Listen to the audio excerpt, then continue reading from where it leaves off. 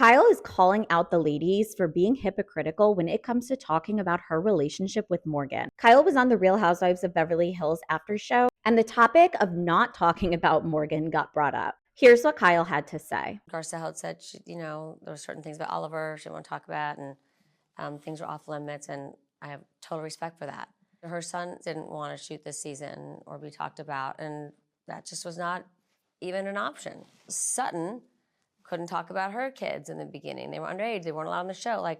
Then we don't do that.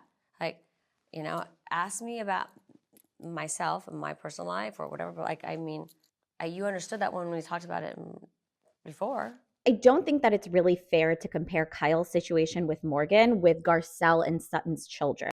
First, children don't sign up for the Real Housewives. And yes, this season, Morgan is not featured, but in the past, Kyle has made the decision to have Morgan shown on the show. And Kyle chose to participate in Morgan's video. And they're also paparazzi'd a lot. And also, Kyle knew coming back on this season of The Real Housewives of Beverly Hills, her relationships were going to be a hot topic. Now, in Kyle's defense, she does say that she spoke to Garcelle off camera and told her that she did not want to talk about Morgan. However, with the way that Garcelle is defending herself, it seems like that conversation didn't happen. And like Garcelle said, if it was any of the other women doing this, they would be crucified. And I do think that that's very true. But again, at some point, Garcelle is just going to have to let the conversation of Kyle and Morgan go. And as much as this storyline intrigued me at one point, it's kind of stale by now.